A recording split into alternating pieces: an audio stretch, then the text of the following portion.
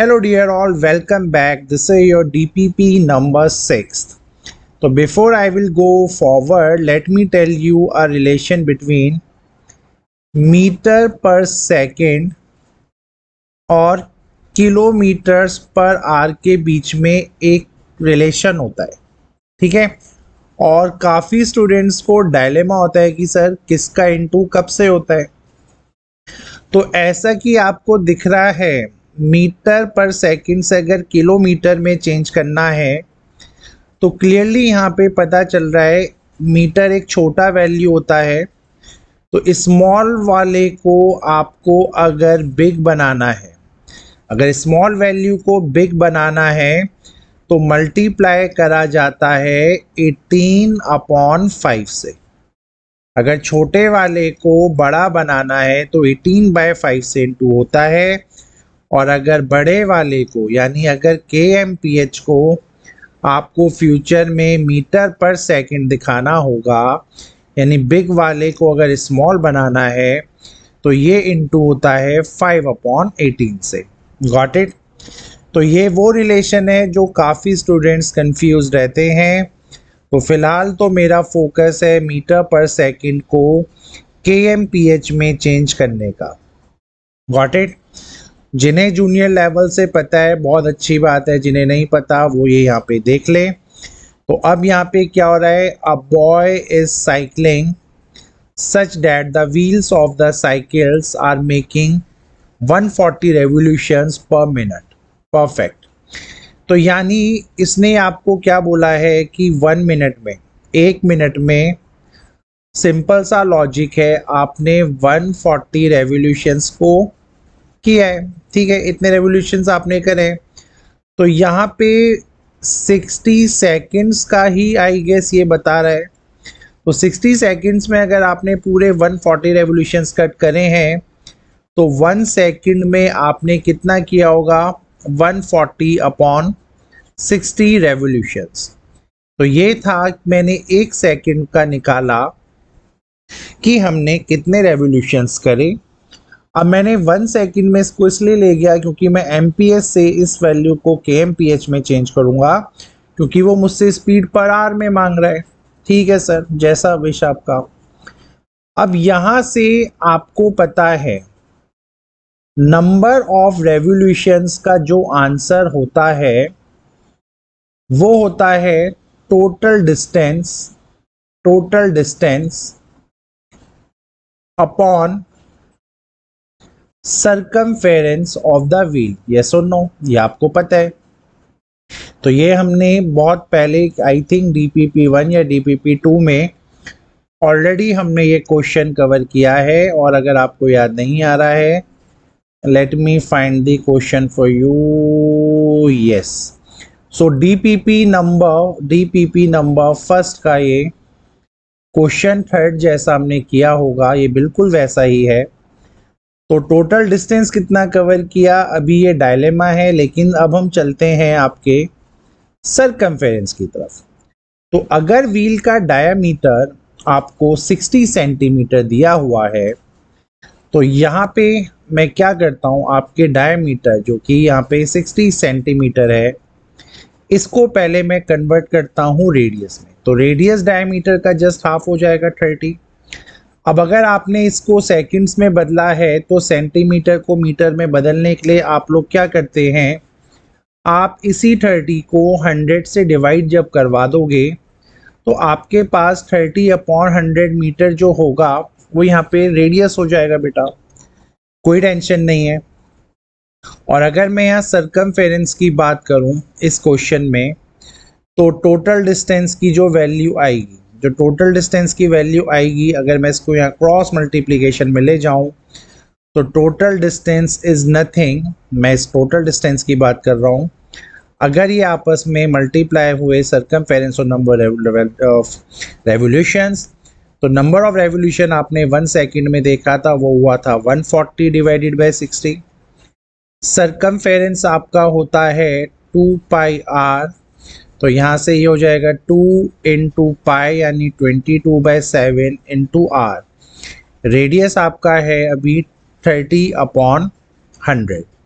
तो यहाँ तक कोई चैलेंज नहीं होना चाहिए किसी भी स्टूडेंट को। तो अब मैं यहाँ पे कैलकुलेशन स्टार्ट करता हूँ। अब आप देखिएगा कि धीरे धीरे मैं कैसे कैसे इन चीज़ों को कवर करता हूँ। ठीक है, तो ये आप देखो, एक ज़ीरो से एक ज़ीरो कैंसिल, इस वाले ज़ीरो से मैंने इसको कैंसिल करवाया, ये हो गया मेरा 7 × 2, गॉट इट। फर्दर कैलकुलेट कीजिए, ये आपका हुआ 2 × 30, और फर्दर कैलकुलेट कराने का मन है करिए, नहीं करने का मन है तो छोड़ दीजिए। लेकिन आप देख सकते हो ये 3 से फर्दर कैंसिल होगा तो ये 10 आ जाएगा। तो कुल मिला के जो मेरा डिस्टेंस फ़िलहाल आया है वो आया है 2 × 22/10। ठीक है, तो यहाँ तक आपको कोई भी ट्रबल नहीं होना चाहिए कि इस कैलकुलेशन में एग्जैक्टली हुआ क्या है। ठीक है, अब चलते हैं हम आपकी स्पीड की तरफ, क्योंकि गेम है स्पीड का। तो स्पीड अगर आप देखो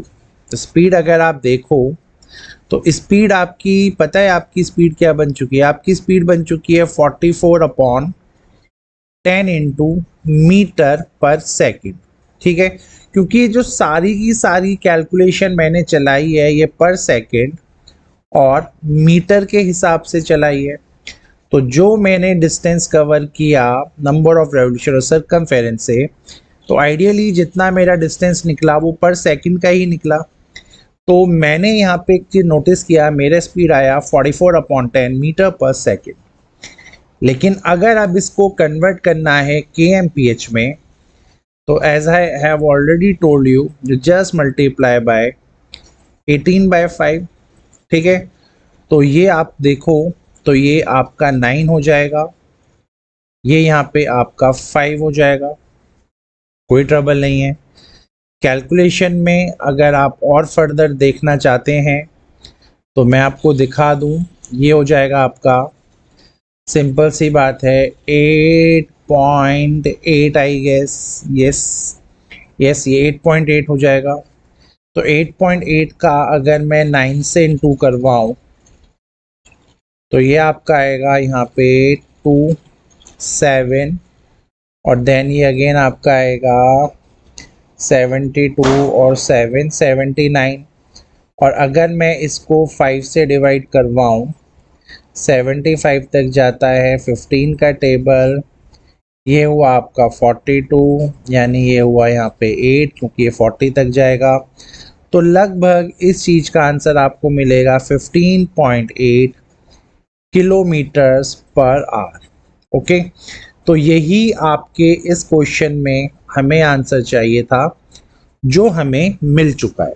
ठीक है, सो होपफुली ये क्वेश्चन आप लोगों को समझ में आया होगा, कैलकुलेशन वाइज भी और हर तरीके से। तो अब बढ़ेंगे हम फर्दर इस टॉपिक में आगे। तो अब देखते हैं आगे चल के क्या क्वेश्चन मिलता है। अब नेक्स्ट क्वेश्चन में आपके पास क्या गिवन है, आपके पास एक रेक्टेंगल है ABCD नाम का। मैं पहले वो रेक्टेंगल यहाँ पे बना देता हूँ। ठीक है, तो ABCD नाम का एक रेक्टेंगल आपको गिवन है, इसका प्रॉपर नेमिंग भी कर देते हैं भाई। ओके, ठीक है। सो ये आपका बना A, ये आपका बना B, ये आपका बना C और ये बना आपका D। अब आपने क्या बोला है कि एक सेमी सर्कुलर पोर्शन को आपने कट किया है, कट ऑफ किया है, और जहाँ पे आपने BC को डायमीटर बनाया हुआ है। तो अब मैंने क्या किया है, अगर BC मेरा डायमीटर है और अगर मैंने एक सेमी सर्कुलर पोर्शन को कट किया है, तो आई थिंक यही सेमी सर्कुलर पोर्शन होगा जो मैंने कट किया होगा यहाँ पे, जिसको मैंने एकदम से कट ऑफ कर दिया है। ठीक है, यानी काट दिया है। तो अब वो बोल रहा है भाई कि जो बचा हुआ पेपर है उसमें से क्या एरिया होगा। क्लियरली हमें यहाँ पे दिख रहा है, अगर मैं पूरे रेक्टेंगल में से इस कटे हुए पोर्शन को आउट करूं, तो जो मैं ब्लू से यहाँ पे शेड कर रहा हूँ, this is my remaining area. ठीक है, ये आपको समझ में आ रहा होगा। तो क्वेश्चन बहुत इजी है, इसका लैंग्वेज, अगर मैं एरिया ऑफ रेक्टेंगल में से आपका एरिया ऑफ सेमी सर्कल, मैं अगर इसको माइनस कर दूं यहाँ पे, तो मेरे पे जो आंसर आ जाएगा रिमेनिंग पार्ट का। ठीक है, तो अब मैं यहाँ पे एरिया ऑफ रेक्टेंगल होता है L into B, semi circle का एरिया होगा pi r square by 2। Very very easy question यार। तो फाइनली आपका जो ये पेपर था ये आपका 40 था, एडी आपका 28 था। अब एडी 28 होगा तो बीसी भी 28 होगा क्योंकि ये रेक्टेंगल है, और अगर ये 28 है पूरा डायामीटर, तो यहाँ पे जो सेमी सर्कल का रेडियस होगा वो होगा 14, है ना। तो सारी चीजें मुझे पता चल गई हैं। Now I just have to do calculation. तो this is 40 into 28 minus this is your pi by 7, 2 already divide हो रहा है, और रेडियस आपके पास आया है 14, तो मैंने 14 इंटू 14 किया। अब ये 7 इंटू 2 से ये पूरा 14 कैंसिल हुआ। जब आप इनका मल्टीप्लाई आपस में करवाएंगे तो ये हो जाएगा 2 3 3 1, तो ये 1 1 2 0 हो जाएगा आपका रेक्टेंगल का एरिया।